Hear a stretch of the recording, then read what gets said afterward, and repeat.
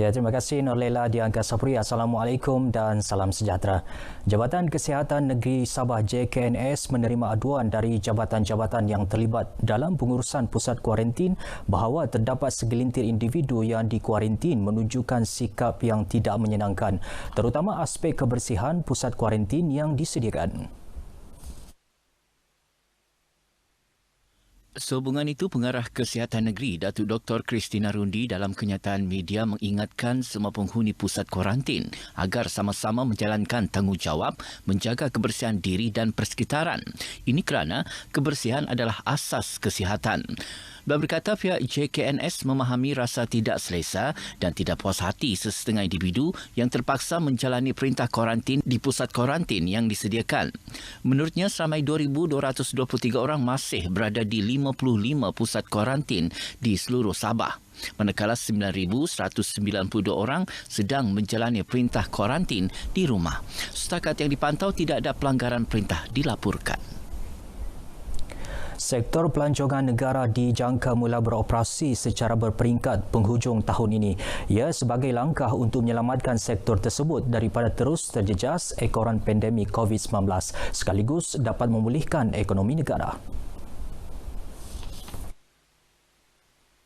Menurut Timbalan Menteri Pelancongan, Kesenian dan Kebudayaan Datuk Dr. Jeffrey Kitingan, pihaknya kini sedang mengenal pasti cara terbaik melaksanakan operasi sektor tersebut dengan tumpuan kepada zon hijau serta kawasan luar bandar.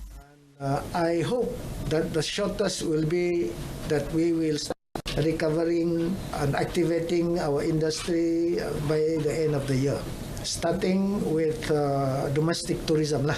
And then the next will be regional tourism involving our neighbors, Brunei, Singapore, Thailand, Philippines, and then global tourism.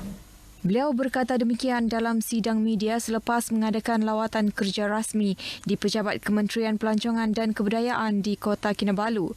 Datuk Dr. Jeffrey berkata terdapat pelbagai aktiviti pelancongan terkenal di Sabah yang boleh dimulakan, khususnya aktiviti yang tidak melibatkan kesesakan awam seperti mendaki gunung dan menyelam. Kerajaan Persekutuan sedia membantu Kerajaan Sabah memulihkan sektor pelancongan yang menjadi antara punca pendapatan utama di negeri ini. Sementara itu, katanya bantuan kepada sektor pelancongan akan diumumkan kerajaan dalam masa terdekat.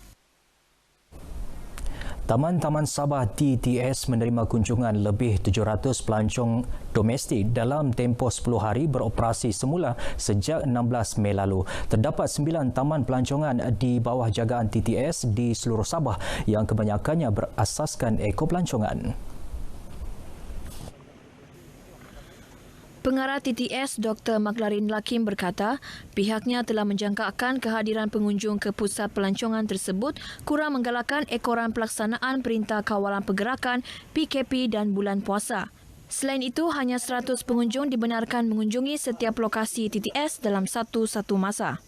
Sepanjang permulaan pembukaan taman kepada awam memang kita tekankan prinsip-prinsip ataupun SOP pematuhan penjarakan sosial, iaitu satu budaya norma baharu yang kita amalkan di seluruh Malaysia sekarang ini.